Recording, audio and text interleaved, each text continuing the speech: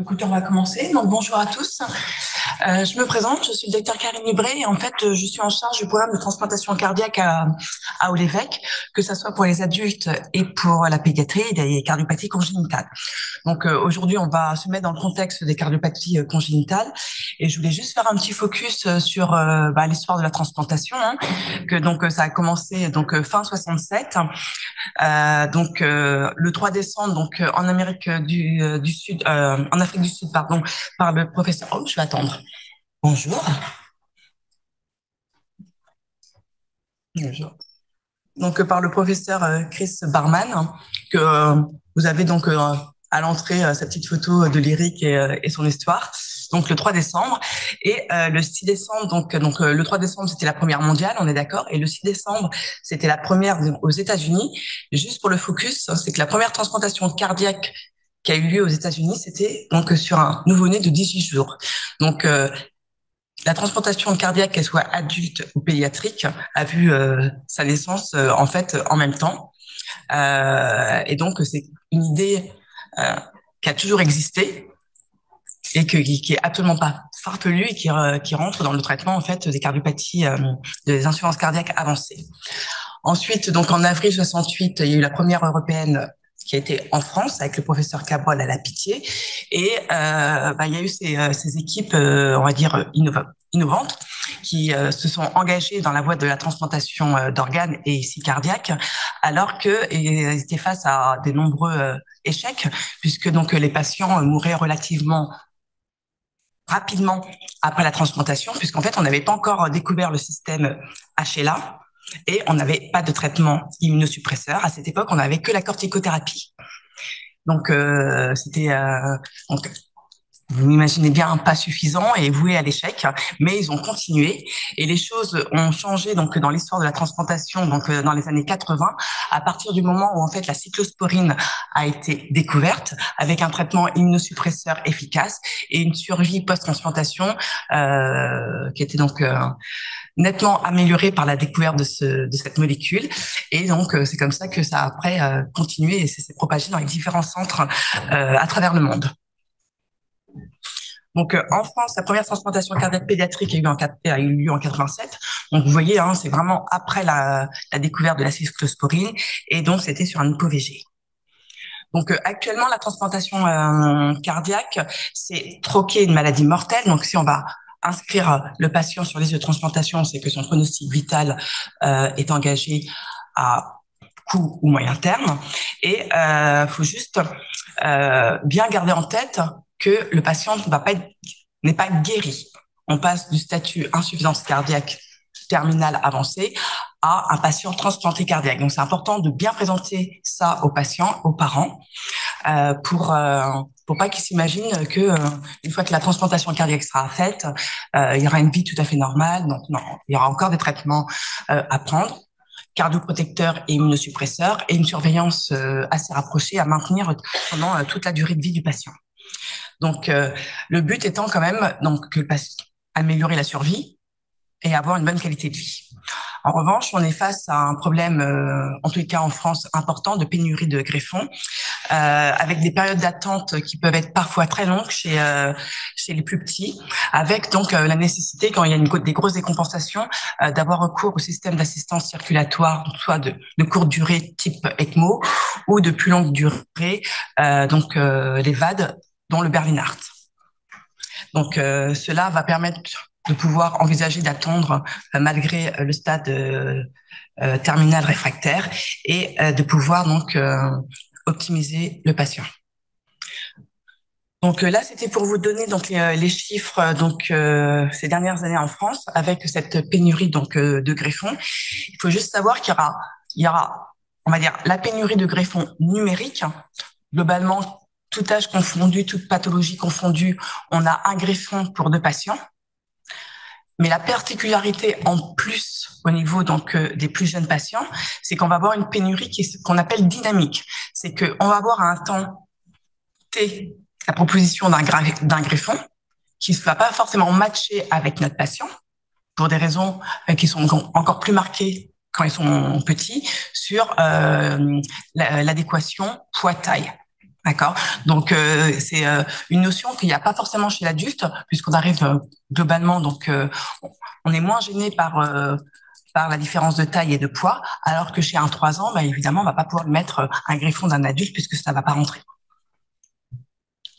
Donc la particularité donc au niveau des cardiopathies congénitales et c'est que on va aller donc du nouveau-né à la à l'adolescent voire l'adulte, que donc on aura d'une part les cardiopathies dilatées, vous verrez, et les cardiopathies complexes, avec une prise en charge de ces cardiopathies complexes qui est plus difficile puisque souvent ce sont des patients qui ont été multi-opérés avec des voies d'abord donc difficiles et même l'accès aux voies vasculaires pour mettre la surveillance de la pression artérielle sanglante ou les voies centrales vont être un peu plus compliquées puisque ces patients ont été exposés à des ponctions multiples.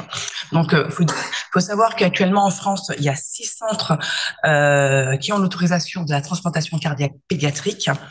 Ça ne veut pas dire que ça se fait uniquement dans ces 6 centres.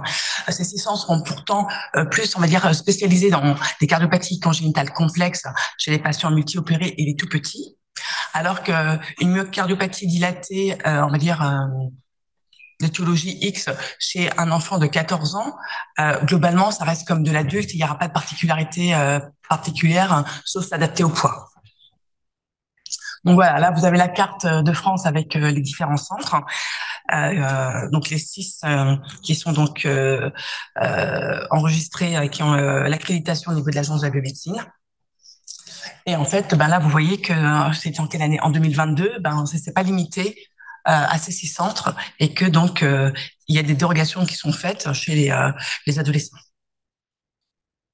Donc, les critères d'inclusion, on va pouvoir évoquer la possibilité d'inscrire le patient donc sur la liste de transplantation cardiaque. Ça va être évidemment l'insuffisance cardiaque, on va dire non compensée par un traitement médical optimal, avec donc une altération fonctionnelle du patient et un essoufflement donc à l'effort ou au repos. Il y aura des mesures donc d'épreuves d'effort qui vont être faites adaptées à l'âge.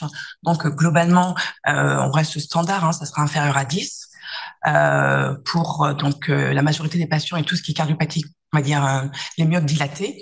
En revanche, pour les cardiopathies complexes, type avec donc palier avec un fontan, donc une VO2 max inférieure à 14 et déjà une indication en fait à envisager un bilan pré-greffe et l'inscription éventuelle du patient en liste de transplantation cardiaque. Donc, il va aussi y avoir donc le patient qui est dépendant de ces inotropes ou qui est sous assistance circulatoire sans signe de récupération. Donc, tout ce qui est les cardiopathie complexes non réparables où on va pouvoir donc poser l'indication de la transplantation. La détérioration aussi donc progressive donc du ventricule, de la fonction ventriculaire, qu'elle soit droite ou gauche ou univentriculaire. Et une particularité aussi en pédiatrie, c'est en plus donc du statut fonctionnel, il y aura le retard staturo-pondéral, d'accord, avec une courbe de croissance qui se casse. En fait, il faut se poser indication aussi donc d'éventuellement d'aller à la transplantation cardiaque et une pathologie cardiaque qui empêche en fait l'enfant de suivre une scolarité, on va dire acceptable. Donc là, il faut se poser la question. Après, il y aura toutes les fontans défaillants, les HTAP, post-cap, qui montrent une congestion, on va dire continue au niveau pulmonaire malgré donc les traitements médicaux et tous les autres causes.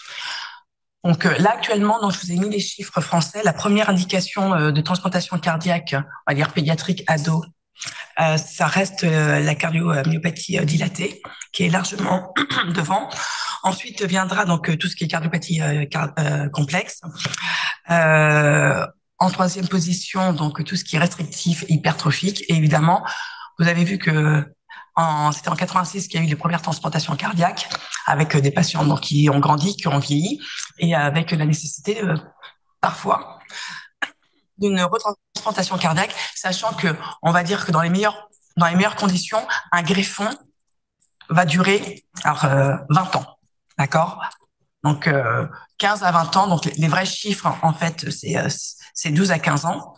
On va revenir dessus plus tard, puisqu'on a une petite proportion, une certaine population en particulière qui s'appelle les adolescents, avec leur période de rébellion totale, où on peut avoir donc des patients qui sont plus du tout observants, qui vont plus prendre leur traitement immunosuppresseur, donc ce qui sera donc à l'origine d'un rejet, avec éventuellement le décès du patient. Et donc c'est ce qui coupe un peu et qui casse nos courbes de survie, c'est le petit ado. Donc, concernant les myoques dilatés, avant d'envisager tout projet de greffe, il faut s'assurer que ça soit une cause qui est absolument pas curable. Tout ce qui est viral, on sait qu'il y en a un tiers qui vont récupérer, donc faut vraiment se poser, prendre le temps de poser l'indication. En revanche, ce qui va nous faire basculer donc vers le projet de transplantation, ça sera donc le retentissement, comme je vous ai dit, important, statut pondéral et un enfant qui est incapable de s'alimenter correctement. Donc des signes de congestion entre les épisodes d'insuffisance cardiaque et le nombre d'hospitalisations répétées pour des compensations cardiaques. En ce qui concerne les cardiopathies restrictives et hypertrophiques, c'est un peu plus compliqué. Donc là, on va commencer par les restrictifs. Donc, de toute manière, donc c'est peu accessible au traitement. Les patients donc ou les parents auront plus de mal à accepter ce projet de transplantation, puisque en fait, l'enfant va petit à petit s'adapter sournoisement à son incapacité et ne va pas ressentir une gêne en fait.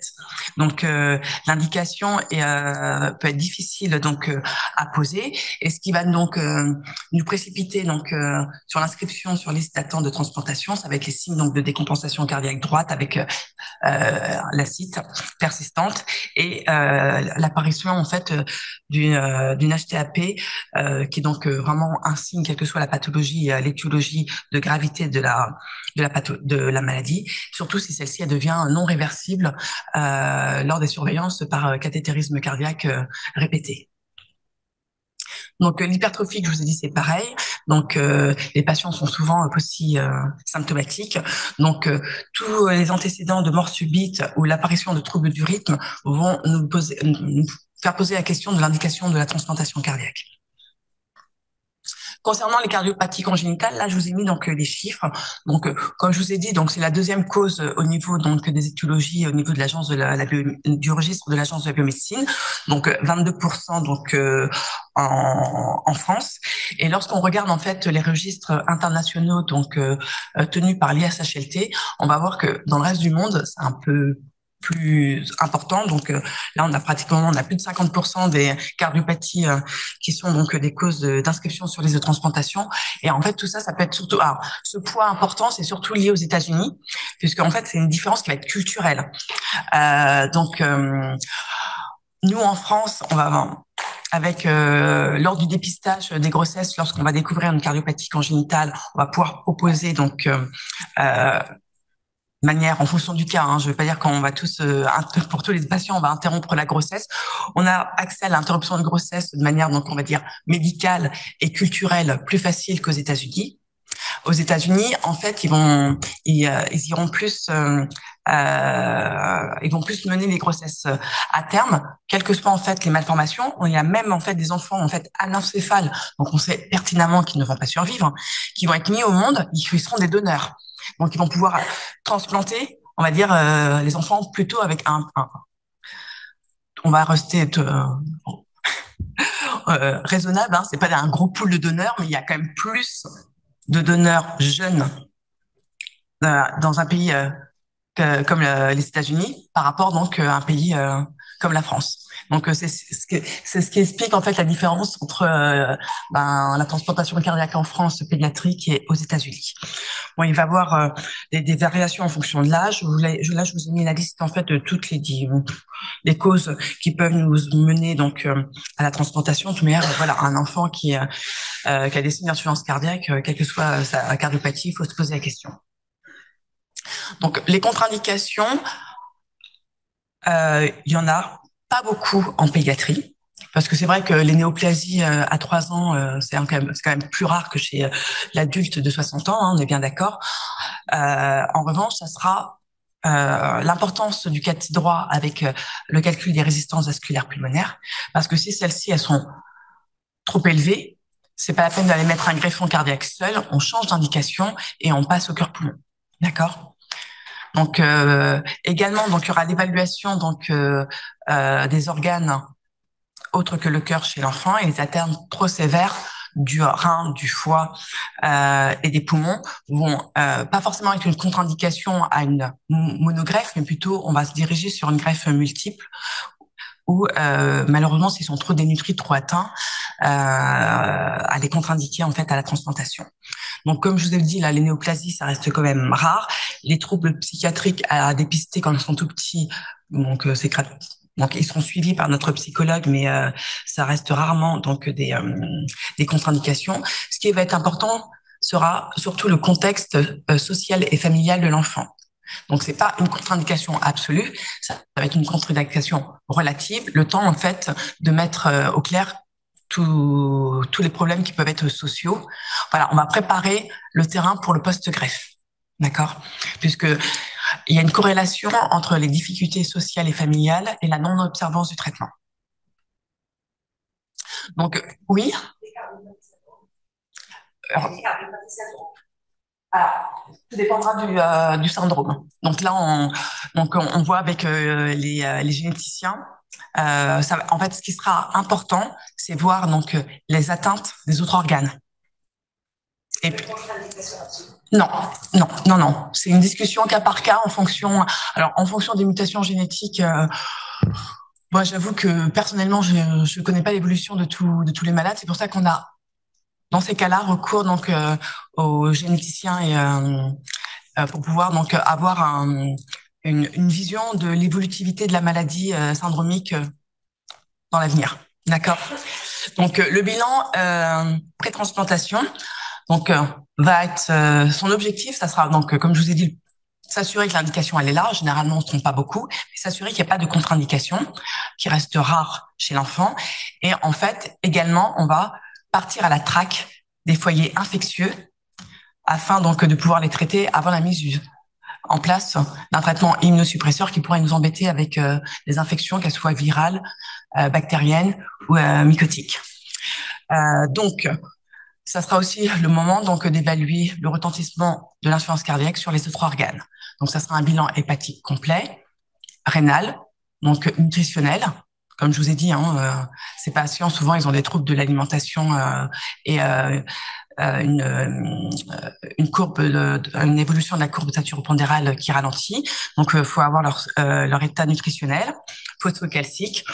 Voilà, donc évidemment, ça sera le groupe, le bilan de coag complet.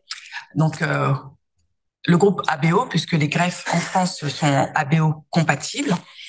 Donc, chez les enfants qui ont été opérés de multiples fois et qui ont eu donc l'occasion d'être transfusés plusieurs fois, donc l'importance qui est essentielle, ça sera donc de rechercher les anticorps anti-HLA pour savoir s'ils ont été immunisés. Quel est le taux de ces anticorps pour savoir si on a un accès en fait à la greffe chez les patients en fonction de leur immunisation. On va également donc avoir un statut donc sérologique des différents virus de manière très exhaustive. Le but étant pareil de savoir où on en est sur le plan donc virologique et les virus que l'enfant a rencontrés. Le mettre à jour au niveau donc de ses vaccins. Ça sera pas que lui, mais ça sera aussi la fratrie et les parents avec la technique du cocooning, puisque après, il y aura certains vaccins qui pourront plus être réalisés. Tout ce qui est vaccin vivant atténué sont contre-indiqués chez les immunodéprimés, puisque on va injecter l'agent pathogène qui est encore actif, il est atténué mais actif, donc il pourra être responsable de la pathologie chez un patient qui est immunodéprimé. Donc, on va optimiser tout ça avant, afin donc de pas se mettre en difficulté sur le plan infectieux. Donc, dans les bilans de l'évaluation donc du retentissement de la maladie sur les organes, donc en fonction des habitudes des centres, donc soit ça sera un scanner crâne corps entier ou des imageries avec des échographistes on va dire expérimentés pour pouvoir donc détecter la moindre anomalie. évidemment, donc dentiste ORL, quoi, toute la sphère ORL à la recherche des foyers infectieux et un suivi donc psychologique de l'enfant et de la famille. Donc là, je vous mettais les chiffres donc de survie post-transplantation, juste pour vous illustrer que en fait c'est pas une histoire farfelue. On voit qu'à un mois, donc on a quand même des taux de réussite de patients qui sont donc vivants de plus de 90%, et que en fait à 10 ans, on est au-dessus de 70%. C'est quand même pas négligeable et encourageant. Donc là, vous avez ces mêmes chiffres en courbe, et vous voyez que la courbe donc des 3-5 ans, il y a une cassure au début. Donc c'est la mortalité périopératoire de ces patients qui ont été multiples, qui ont été donc opérés de manière multiple, avec la difficulté donc des rédux, des trédux, les chocs hémorragiques et les défaillances, quoi. C'est quand même un facteur de risque de défaillance primaire du greffon. Et puis une fois qu'on a passé la phase périopératoire, ça reste stable. Et vous voyez également la courbe, on va dire mauve. Donc c'est la courbe des 11-17 ans qui, elle, donc a une tendance plus basse par rapport aux autres, et c'est ce que je vous ai dit. Donc c'est ces ados qui par moment donc peuvent être en rupture et ne plus être observants quand ils se sentent mal avec leur petite crise d'adolescent. Là, vous avez donc au niveau du registre international donc la répartition donc des indications. Donc vous voyez que ça reste comme ce que je vous ai dit, donc avec les myocardiaux dilatés en première position et les retransplantations qui restent épisodiques. Faut donc dans ce contexte en fait d'attente et de pénurie de greffons, vous voyez que donc sur le registre de 2012, en 2010, 25% des patients donc pédiatriques qui ont eu accès à la transplantation étaient donc sous assistance circulatoire de longue durée ou de courte durée. Donc tout ça pour illustrer que c'est compliqué en fait d'avoir le greffon au bon moment, et que c'est pas donc et que voilà, quand ces patients sont sur liste d'attente, faut pouvoir expliquer aux patients et à la famille qu'il y a quand même un risque à un moment qu'on puisse donc mettre en place un ventricule paracorporel donc type Berlin-Hart pour permettre donc de maintenir l'enfant en vie jusqu'à l'arrivée du greffon. Vous voyez sur cette diapositive, donc toujours donc là c'est en 2022 sur le registre de l'évolution en fait des pratiques sur les patients donc en attente de transplantation. Donc la courbe donc jaune, c'est les patients donc qui ont pu être transplantés sans assistance type ECMO ou Berlin-Hart. Et ce qui est important et le message que je veux passer sur cette diapositive, c'est que il est important en fait de rapidement évaluer l'enfant et de mettre en place, si l'indication se fait, un système d'assistance, mais plutôt de type Berlin-Hart que ECMO. Pourquoi? Un enfant sous ECMO, il va être intubé, ventilé, sédaté. Donc, il va se déconditionner. D'accord? On aura des complications de l'ECMO et en fait, on aura une mortalité qui sera plus importante. Alors que si on le met sous Berlin-Hart, il sera réveillé, reconditionné, nutri et optimisé. L'ECMO permet de maintenir en vie. Le Berlin-Hart permet d'optimiser pour pouvoir aller à la greffe. D'accord. Là, actuellement, dans le service, on a un petit donc de 18 mois. Peu importe sa cardiopathie. Donc, on l'a assisté par un Berlin-Hart mono-gauche. Et en fait, ça a permis donc de lui permettre de reprendre du poids. Il a fait ses premiers pas dans le service. Ok, c'est un peu triste, mais en fait, il était trop malade pour pouvoir manger et marcher. Et en fait, il a repris une courbe de croissance, une courbe de poids, activité sportive. En fait, on le reconditionne pour pouvoir l'emmener à la greffe. D'accord? Ce qui sera jamais le cas sous ECMO. Là, c'était pour vous montrer donc au niveau des registres internationaux donc la courbe de survie en fonction donc de l'âge. Donc pareil qu'en France. Donc là, sur cette courbe, on se met à 1 an où en fait, je vous ai dit que le plus gros de la mortalité post-greffe se fait donc en post-transplantation immédiat.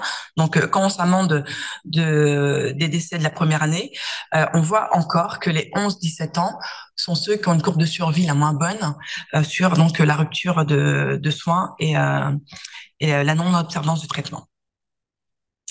Là, donc, vous avez donc la comparaison des patients cardiopathie dilatée versus cardiopathie congénitale. Comme je vous l'ai déjà dit, c'est des patients qui ont été multi-opérés, multi-abordés. Donc, le post-op immédiat est plus compliqué. Donc, initialement, il y a plus de décès. En revanche, vous voyez que ces courbes sont parallèles. Une fois qu'on a passé l'étape précoce, la survie est identique à celle des cardiopathies dilatées. Donc là, c'est la même courbe. Juste un petit focus sur les retransplantations. Généralement, s'il y a une retransplantation, c'est quand le greffon est défaillant. C'est souvent de cause immunologique. Donc, c'est des patients, donc qui ont été opérés plusieurs fois, d'où la superposition de la courbe avec les cardiopathies congénitales, en fait. Et le décrochage qu'il y a avec cette survie qui est moins bonne, c'est qu'ils ont déjà été immunisés. Il y a plus de risque de rejet, d'où l'espérance de vie moins bonne, la courbe de survie moins bonne. Oui. Quels sont les critères pour pouvoir mettre mettre un terminal? Je veux dire, chez les patients, par exemple, qui sont en réanimation, j'imagine que ne peut pas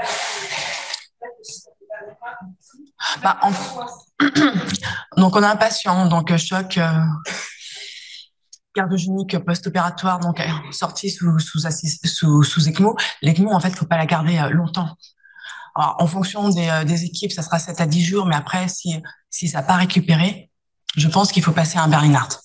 Même si alors normalement, ton patient, quand il est assisté, il doit être optimisé. Donc, soit c'est pas du tout contrôlé par l'assistance et c'est pas la peine d'aller plus loin, puisqu'on est dans le cadre d'un crash and burn et que voilà. Après, donc, faut optimiser ton patient sous assistance, donc le stabiliser sur le plan hémodynamique, sur le plan respiratoire, et puis aller au Bernard. D'accord? Mais si on n'arrive pas à l'équilibrer sous ECMO, c'est pas le Bernard qui va renverser la situation. C'est qu'on rentre dans un tableau de défaillance multivéscérale avec un cirrhe important, une vasoplégie importante, et là c'est pas le meilleur moment pour implanter un Bernard. C'est clair? Donc j'en étais où? Je sais plus, je suis perdue, excusez-moi. Donc là, les retransplantes, on a parlé. Cette diapositive, encore pour illustrer que le Bernard fait aussi bien et arrive à rattraper la courbe de survie des patients qui n'ont pas été assistés, alors que l'ECMO, comme je vous ai dit, il se déconditionne, il n'est pas dans de bonnes conditions. Il y a l'activation sanguine, il y a les saignements, il y a les parinothérapies, la sédation, avec la ventilation, les risques de pneumopathie sous ventilation. En fait, il y a tout ça et ça se ressent donc en post-greffe immédiat par cette surmortalité. Bon, là, c'était l'évolution au cours du temps. On s'améliore, tant mieux pour tout le monde et surtout pour les patients. Donc, voilà. Donc, on a notre patient, on l'a listé, il va falloir le manager. Donc, s'assurer qu'au niveau traitement médical, il est optimal, qu'il ne se décompense pas, sinon aller rapidement à l'assistance ou au VAD. Donc, gérer tout ce qui est trouble du rythme, bon, voilà, c'est vraiment l'optimiser. Mais ce qui est important, ça sera de le préparer sur le plan nutritionnel, d'accord, et psychologique. Donc, le muscle, c'est la vie. La sarcopénie, on le sait que c'est un facteur de risque de mortalité post-opératoire. Donc, on doit optimiser ces patients avant la greffe sur le plan nutritionnel, qu'ils soient assistés ou pas. Ça doit être une obsession, même chez les adultes. Donc, lors de l'évaluation des patients, ils vont avoir souvent en fait des cathétérismes cardiaques droits, un pour vérifier les résistances vasculaires pulmonaires, savoir à peu près l'index cardiaque et évaluer les shunts. En fonction en fait de la pathologie, surtout si on est face à un fond de temps défaillant, ça nous permettra aussi de vérifier l'absence, ce qui est on va dire rare, de collatéral artério-veineuse ou véno-veineuse, qu'il faudra donc emboliser au maximum avant la transplantation cardiaque pour pas avoir des soucis en fait de saignement sur ces MAPK en post-op où ça peut être vraiment un enfer. Donc, on évaluera aussi le retentissement de la maladie. Donc, je vous rappelle que la natrémie, l'hyponatrémie est quand même un signe de gravité. S'assurer aussi de la fonction rénale qui peut Si elle se dégrade trop, avec bien sûr plein de d'autres éléments, nous pousser donc à mettre donc une assistance et évaluer le foie. Donc, je ne sais pas si vous êtes au courant, mais en tous les cas, en France, donc depuis 2018, on a changé notre système d'attribution des greffons. Vous le saviez ou pas? Non. Donc, voilà. Donc avant, en fait, avant 2018, l'agence de la biomédecine, on avait des tours. Donc c'était tel CHU, c'était le tour de tel CHU et on proposait en fait les greffons en fonction du tour national. En 2018 a été mis en place un score où maintenant les greffons sont proposés aux patients en fonction de leur gravité qui est calculé par ce score. D'accord, ça c'est bon, c'est clair. Et donc ce score donc a plusieurs facteurs, repose sur plusieurs facteurs. Donc il y a ce qu'on appelle l'ICAR, l'index de risque cardiaque, qui est calculé donc c'est la diapositive d'après sur plusieurs éléments donc on va dire cliniques et biologiques. Ensuite donc il est entre 0 et 40, 1 et 40. Ensuite à ce score, il va avoir un chiffre brut donc accordé donc par l'agence de la biomédecine en fonction en fait de l'état du patient, adulte ou pédiatrique. Donc tout ce qui est pédiatrique est prioritaire par rapport aux adultes et après les stades de gravité, les urgences. Et puis après donc tout ça, ça nous permet d'avoir un score final de classement qui nous permettra donc d'avoir les propositions de greffons en fonction de la gravité du patient. Donc là, comme je vous ai dit, donc l'ICAR, c'est entre 0 et 40. Donc les éléments qui seront pris en compte, c'est savoir si le patient a une assistance donc mécanique qui donne des points, le taux du BNP ou du NT-proBNP, le débit de filtration glomérulaire et la bilirubine totale. Une fois qu'on a... Oui.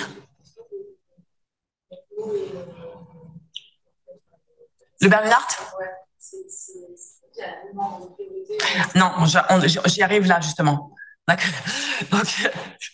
Donc après, donc on va un peu donc gratouiller sur l'état du patient et tout ça pour dire que globalement, pour répondre à ta question, les enfants sont prioritaires par rapport aux adultes, ok. Après, un enfant qui est à la maison, eh ben il est moins grave que celui qui est sous inotrope à l'hôpital. Donc là, on passe en composante expert 2. Donc là, il faut la demander. Même si on coche sur le questionnaire inotrope, donc on appelle l'agence de la biomédecine en disant mon patient tel âge, tel poids, bidule, nanana, il est sous truc. Je demande une composante expert de niveau 2. D'accord.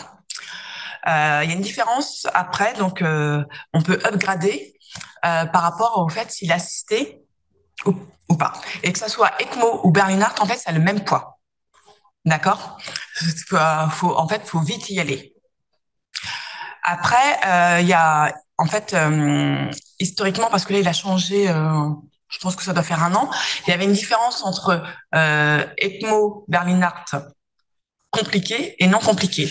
Et en fait, cette différence, elle a sauté parce que quoi qu'il arrive, un enfant qui est sous assistance mécanique, c'est comme si on était sur une autoroute à contresens. On peut percuter la voiture à n'importe quel moment. Donc le but, c'est de surtout pas attendre la complication pour l'upgrader et y aller rapidement pour réaliser la transplantation dans des meilleures conditions. Est-ce que c'est clair? Voilà. Et une fois que donc qu'on a cette composante experte, et ben en fait les patients sont classés en fonction de leur gravité. Concernant les donneurs. Donc évidemment, il y a cette adéquation poids-taille qui va être importante, avec donc des fourchettes de poids qu'on va prendre en fonction en fait de ce qui est possible et de ce qui est réalisable. Vous imaginez bien qu'une cardiopathie restrictive chez un petit loulou va pas nous permettre de upgrader la taille du greffon puisqu'en fait il n'y a pas eu de dilatation. Alors qu'un enfant qui a une cardiopathie dilatée avec beaucoup de place nous laissera plus de choix. D'accord. Donc, faut avoir ça en tête sur le choix du donneur. Évidemment, en fonction de l'âge, on n'est pas trop vieux, avec donc un futur greffon qui a pas trop souffert, qui est pas trop sous inotrope, avec donc une fonction VG donc à l'échographie au niveau du donneur qui est conservée. Et on va essayer aussi de prendre en compte en fait la distance par rapport donc entre donneur et receveur pour avoir le temps d'ischémie froide la plus courte possible, puisqu'on sait que c'est un facteur donc de défaillance primaire du greffon qui nécessite après une sortie du bloc opératoire sous assistance. D'accord. Donc, les prélèvements sont faits généralement par une équipe entraînée qui connaît donc ce que c'est la cardiopathie congénitale. Donc, c'est sûr que si on a un receveur qui a une cardiopathie dilatée, ça va être simple. Mais maintenant, si c'est un fontan défaillant, il va falloir qu'il connaisse le dossier et savoir ce qu'il doit prélever. S'il doit prélever du tronc de la paix, ben, ça veut dire que les autres équipes vont pas pouvoir prélever les poumons. S'il faut prendre beaucoup de veines caves, ben, le prélèvement de foie pour une autre équipe peut être compromis. Donc tout ça, faut le savoir, faut prévenir l'agence de la biomédecine en fonction en fait des équipes qui ont été mobilisées pour le donneur en question. D'accord. Voilà, donc là, c'est ce que je vous ai dit pour les techniques chirurgicales. Donc, si on doit prendre la veine cave, les bifurcations pulmonaires, les aortes thoraciques. Bon, on a moins de problèmes pour l'aorte thoracique, ça ne concerne que nous. Donc, on ne sera pas en conflit avec d'autres équipes. Mais bon, si c'était un Norwood et qu'il faut refaire l'arche, faudra prendre de l'aorte jusqu'au thorax, quoi, jusqu'à l'aorte descendante. Donc, en périopératoire, il y aura un monitorage qui sera vraiment très étendu. Donc, évidemment, un ECG 5 brins, donc un monitorage avec donc un cathé artériel, soit radial ou fémoral, en fonction des abords, une voie veineuse centrale, une swan quand on peut, mais en tous les cas une surveillance de la SVO2, et puis après tout ce qui est standard. Le rôle de l'ETO sera primordial, surtout pour le sevrage de la CEC et l'évaluation du griffon au déclampage. Donc, ça, c'est donc pour l'équilibration du patient lorsqu'on est donc en attente et sur la table d'opération, savoir donc quelles sont ses résistances vasculaires pulmonaires. Est-ce qu'il va falloir au moment de l'endormir mettre du NO ou pas, ou juste en avoir besoin à la sortie de CEC. Ça, faut bien connaître le dossier pour pouvoir au mieux guider l'équipe d'anesthésie. Avec donc en fonction donc, de la pathologie des risques d'arrêt cardiaque ou de décompensation majeure lorsque excusez-moi, un petit message du service pour éviter donc tout incident à l'induction. Donc là, je voulais juste faire un rappel sur cette diapositive sur la physiopathologie du griffon cardiaque. Donc ça va être un cœur qui va être dénervé. D'accord. Donc je vous dis surtout pour pour les évaluations dans le suivi du patient, notamment quand on fait des échos de stress. Donc la dopamine va marcher alors que l'atropine ne marchera pas. Bon, après il peut avoir quelques réinnervations. Donc si vous voulez ralentir votre patient, il faudra plutôt mettre un bêta-bloquant type Brevibloc à dose je pense que vraiment titrer minutieusement donc à 0,5 mg, pas faire d'emblée le 1 mg parce que donc comme c'est un cœur qui est dénervé, il y a une extériorisation d'avant. Vous savez le rétrocontrôle des bêta récepteurs. Ils ont beaucoup plus de récepteurs bêta à la surface et une faible dose de bêta bloquant peut avoir un effet, on va dire explosif. Et moi, j'ai déjà eu un patient donc à l'épreuve, à l'écho de stress, au moment du Brevibloc, qui a fait, on va dire, une très très très longue pause. D'accord. Donc toujours être prudent. Après, ça mange pas de pain d'essayer quand même l'atropine, mais garder en tête que ça peut ne pas marcher et pouvoir dégainer donc les bêta bloquants à dose plus faible que ce qu'on ferait habituellement chez un patient non transplanté. D'accord. Donc, également, la fréquence cardiaque de repos d'un greffé sera plus élevée qu'un patient standard. Donc, ça c'est compris entre, on va dire, 80, 90 et 110. Voilà. Ensuite, le greffon qui a été pris, donc c'est un cœur qui a souffert donc à plusieurs moments.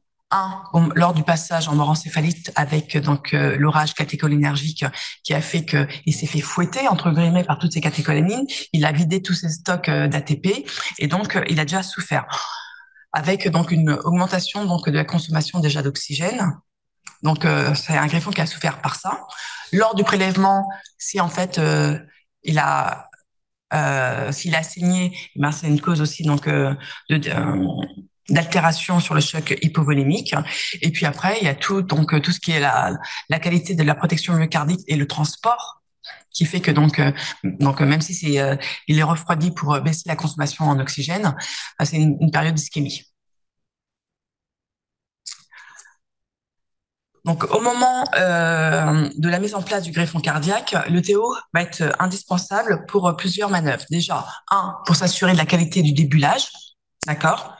Vérifier donc les sutures OG, puisque généralement, en fonction de la pathologie, mais on va rester donc dans l'exemple de la cardiopathie dilatée, il va y avoir une collerette au niveau donc des veines pulmonaires qui va être donc découpée et en fait donc l'oreillette gauche des patients, pourquoi c'est toujours dilaté sur les comptes rendus d'échographie, parce qu'il y a une partie qui vient donc du receveur et une partie qui vient du donneur, puisqu'il y a la collerette autour donc des 4 veines pulmonaires, d'accord. Donc les oreillettes gauches sont toujours plus grosses que l'oreillette droite, puisque l'oreillette droite est entièrement celle du donneur, puisque les sutures se font en bicave, d'accord.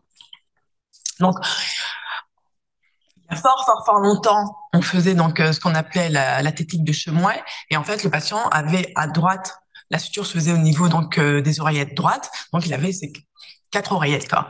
Donc les deux parties donc receveur et donneur, et ça c'était un montage en fait qui vieillissait très mal, avec beaucoup de donc de troubles du rythme et des ACFA donc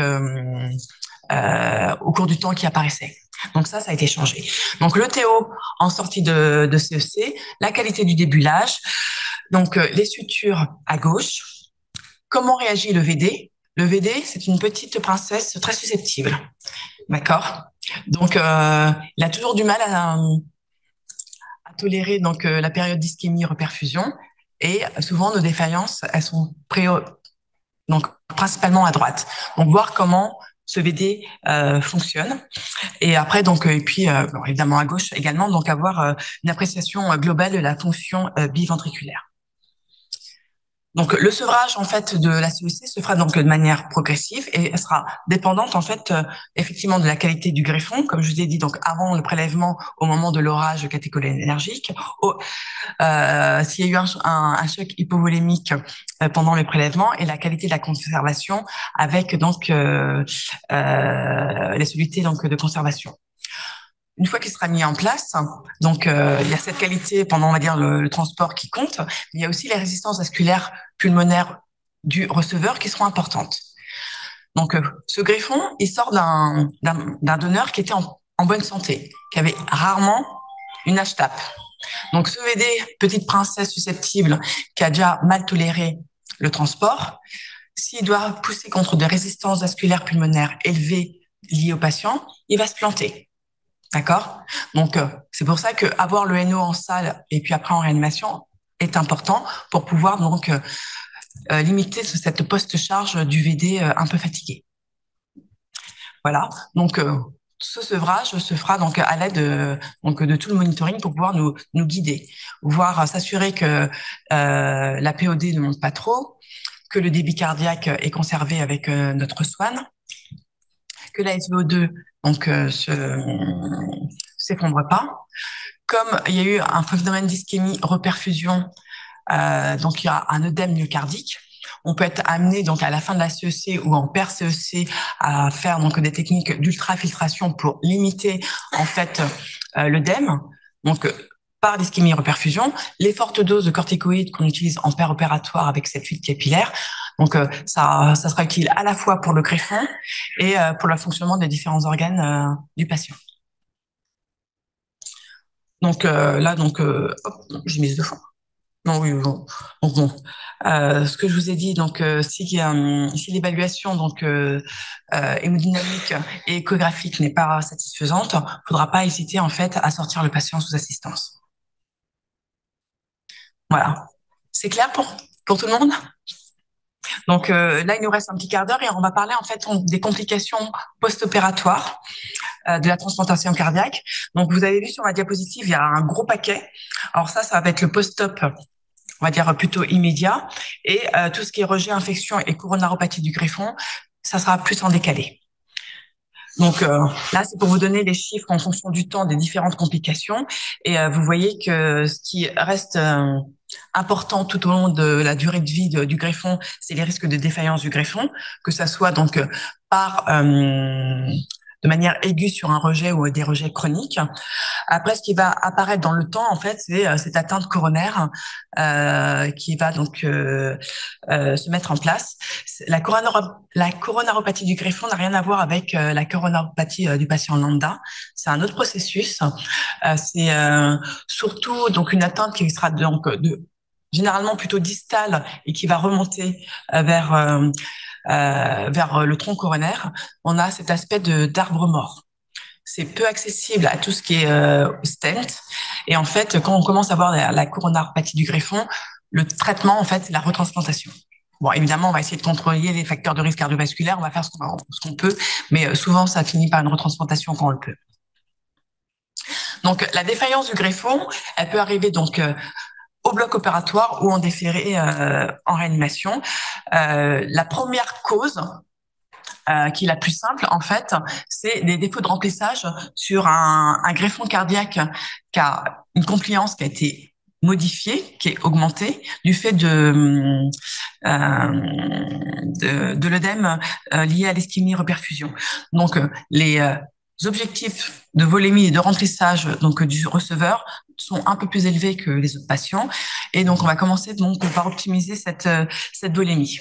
Ensuite, on peut avoir une défaillance liée à un défaut de protection, et la troponine en fait de déclampage peut nous guider sur l'atteinte et la souffrance de ce myocarde par rapport donc au temps du trajet. Et comme je vous l'ai dit, la troisième cause, c'est la défaillance cardiaque droite. Donc, on va s'assurer d'avoir des bonnes pressions de perfusion coronaire parce qu'on peut toujours se dire qu'il y a une bulle qui est passée donc au moment du débulage. Donc, on commence par ça. On va mettre du NO et en fonction donc des besoins, mettre des inotropes. Ce qu'on va avoir aussi, ça va être les troubles du rythme. Alors, ventriculaire, ça va être très simple, ça sera le choc électrique interne. Mais ce qu'on a souvent, et de manière traditionnelle, c'est qu'on a une bradycardie jonctionnelle. Et là, soit deux attitudes en fonction des habitudes des équipes, soit de l'isoprénaline, qui a un effet inotrope-chronotrope, donc inotrope positif, mais ça reste un inotrope. Donc, ça veut dire que ça augmente la consommation en oxygène au niveau donc du cœur qui a déjà souffert du transport ischémie-reperfusion.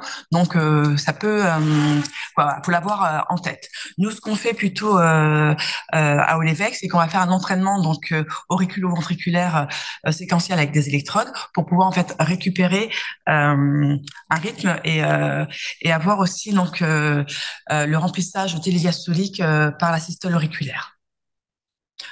Il y a tous les problèmes hémorragiques, soit liés au fait que c'est un patient rédux-tridux avec des abords chirurgicaux qui sont compliqués, soit liés à l'altération de la fonction hépatique dans le cadre de l'insuffisance cardiaque avec donc des facteurs donc qui sont donc un facteur 5 qui est diminué, ou tout simplement liés aux traitements anticoagulants oraux AVK qu'il va falloir donc antagoniser. Donc la démarche elle est simple, hein. Donc il va falloir donc apporter des produits sanguins et antifibronolytiques si besoin.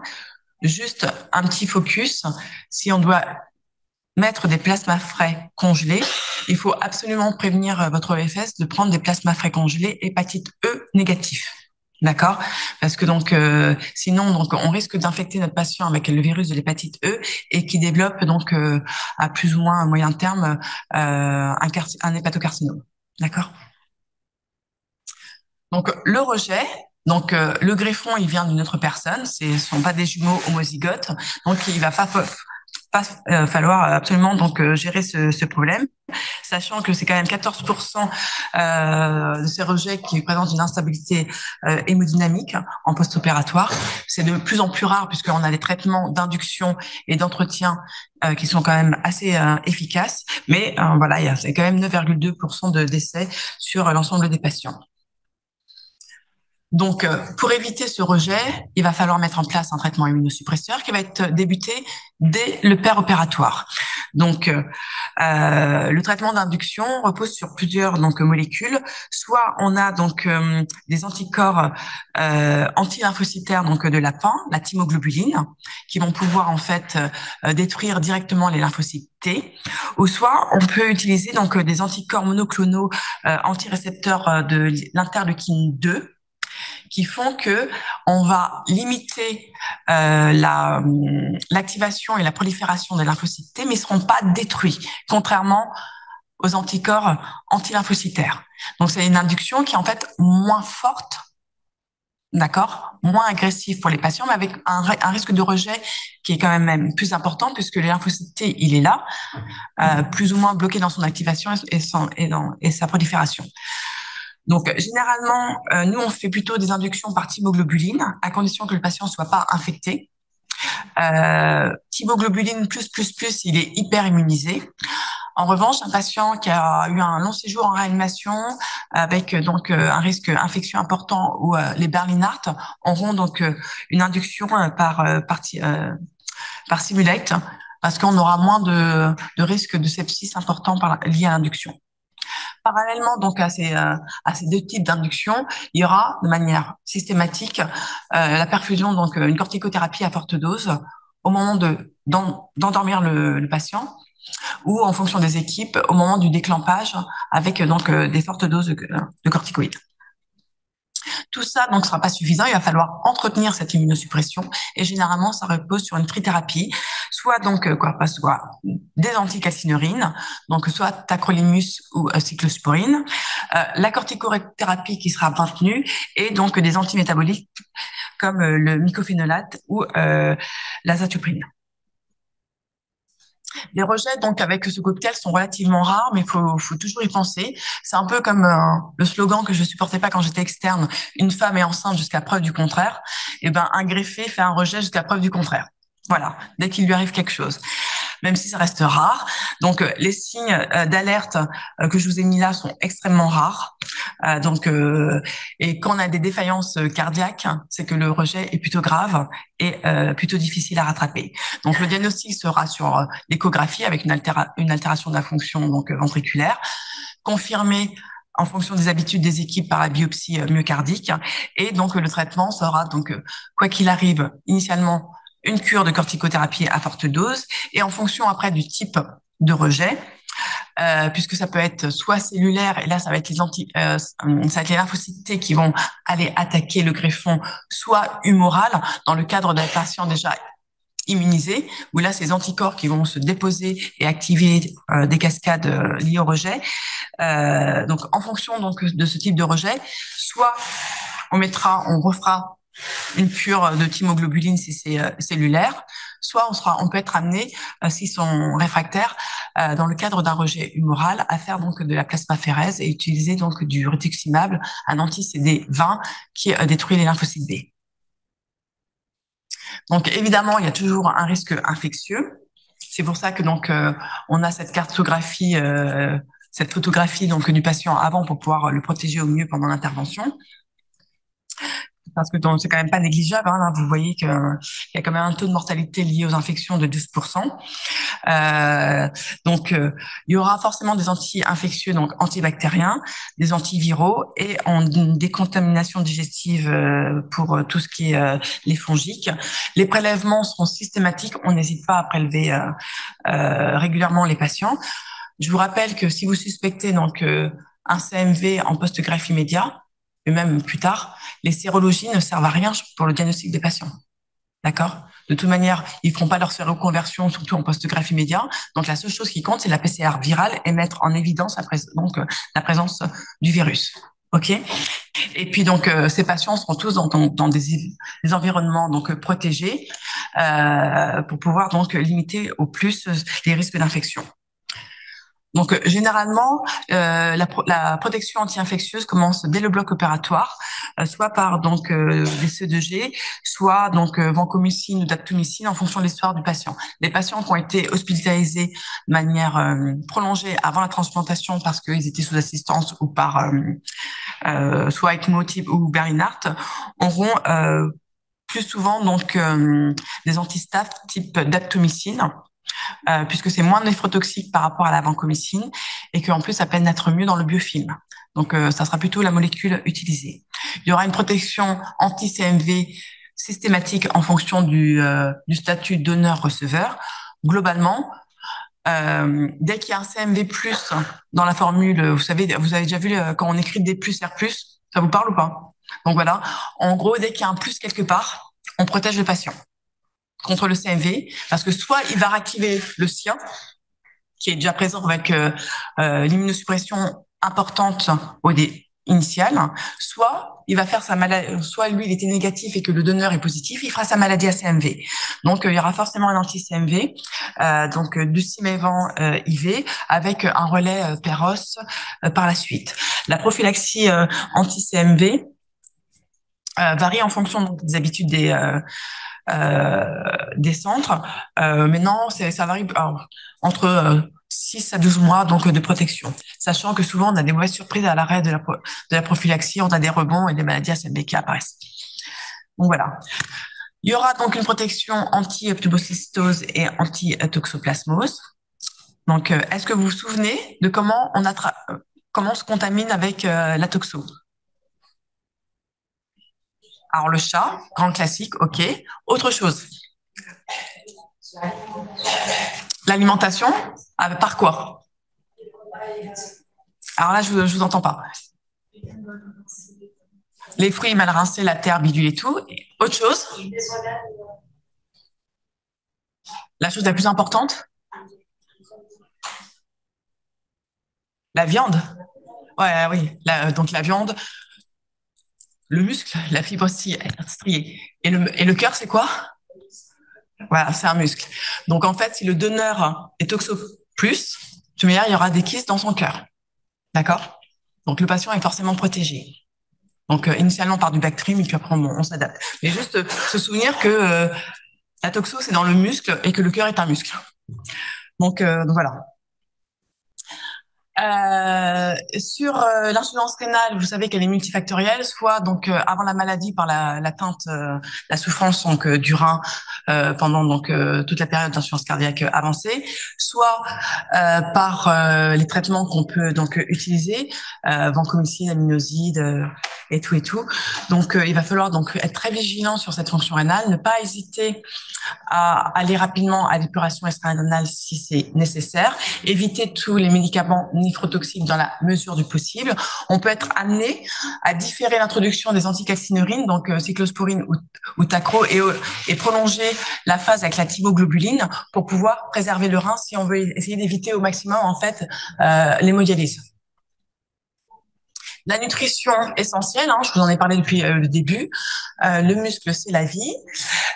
Donc, en plus, en post-greffe, les patients rentrent dans un état d'hypercatabolisme. Donc, il faut absolument optimiser le côté nutritionnel pour favoriser la cicatrisation, éviter les infections, éviter la ventilation prolongée. Les troubles neurologiques, on peut en avoir. Souvent, c'est de l'hypomagnésémie. Mais avant de dire que c'est ça, il faut absolument éliminer un PRES syndrome, donc c'est une leucoencéphalite liée aux immunosuppresseurs qui contre-indique à vie l'immunosuppresseur en question. Donc soit c'est la cyclosporine, soit c'est le tacrolimus en fonction de ce qu'on a mis au patient. C'est-à-dire qu'il va falloir qu'on switch et ça contre-indique à vie l'autre. D'accord? Bon, évidemment, il y a des états dépressifs et d'agitation, surtout la corticothérapie à forte dose, ça peut un peu les secouer sur le plan donc psychologique. Donc, il va falloir donc ne pas hésiter à mettre des anxiolytiques et à faire appel à la psychologue. Donc, la coronaropathie du greffon, donc là, on arrive dans des pathologies qu'on verra un peu plus tard. Comme je vous ai dit, on ne sait pas trop bien la traiter en dehors d'une retransplantation, donc il va falloir vraiment qu'on l'évite au maximum. Donc, le CMV qu'on n'aime pas beaucoup, pourquoi on l'aime pas en transplantation cardiaque? Parce qu'il adore les coronaires et que c'est un facteur favorisant plus de la coronaropathie du greffon. D'accord? D'où la prophylaxie prolongée en post-greffe immédiat. Le contrôle de tous les facteurs de risque cardiovasculaires. Donc, les anticalcineurines provoquent donc une vasoconstriction artérielle qui font que nos patients sont souvent hypertendus. Donc, il faut contrôler cette tension. Ça crée des diabètes. Il faut éviter les diabètes ou les traiter surtout, et ça crée des dyslipidémies avec augmentation donc des triglycérides et des LDH. Donc les patients ont souvent donc des statines pour pouvoir les protéger. Et la première statine qui est mise en transplantation cardiaque, c'est une vieille statine, la pravastatine. Et pourquoi on choisit celle-là? C'est la seule qui a une publication donc de Kawasaki où elle est un peu vieille, hein, elle date de 90. En fait, il a montré que c'était immunomodulateur, que les patients donc transplantés cardiaques sous pravastatine faisaient moins de rejets que les autres. Ça a évité les coronaropathies du greffon et surtout, ça passe pas par le cytochrome P450 qui est pour nous donc une horreur puisque ça va interagir avec notre traitement immunosuppresseur, ce qui n'est pas le cas des autres statines qui passent par ce cytochrome au niveau du foie. Donc, une fois que la coronaropathie du greffon est installée, on surveille de manière très rapprochée le patient et on peut être amené donc à le retransplanter. Les tumeurs, les traitements immunosuppresseurs sont pourvoyeurs donc de tumeurs. Et surtout, donc, tout ce qui est EBV, avec les lymphomes EBV induits, c'est des choses qui sont pas rares.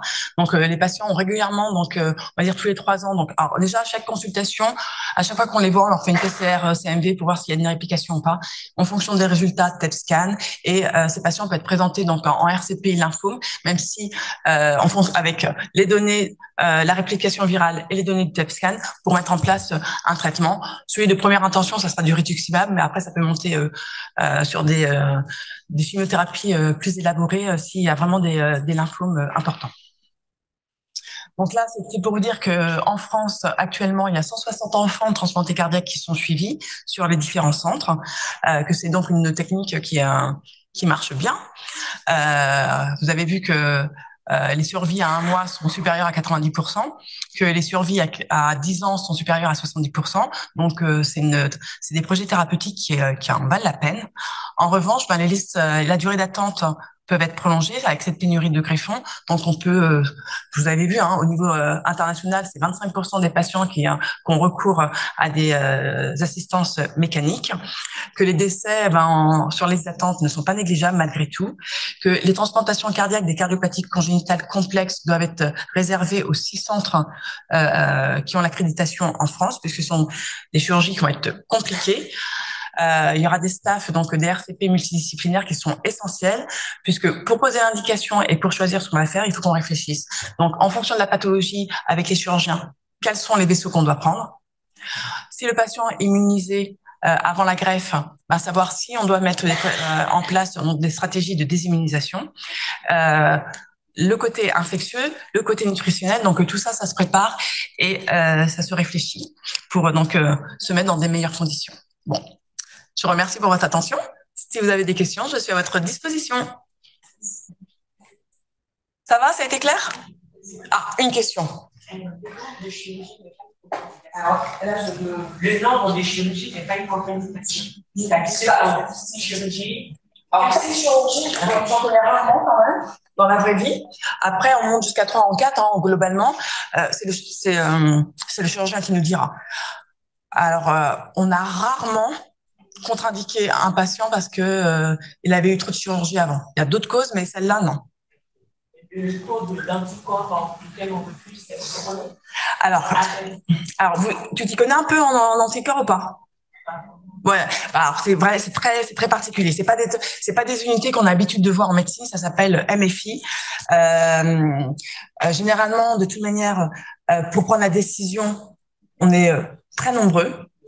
Il y a des taux entre s'il y en a un seul ou plusieurs, puisque ça peut être des taux, on va dire moyens sur plusieurs anticorps ou un fort taux. Tout dépendra en fait. Il y a des logiciels qui te permettent de calculer le taux de greffons incompatibles. Et alors on est toujours surpris par les néphrologues quand ils voient 95%, ils sont plutôt contents de taux de greffons incompatibles, hein, en disant c'est accessible. Alors, nous on est un peu plus réservé, mais après bon, on essaye et puis on fait voilà, c'est des stratégies très particulières. D'autres questions? Oui.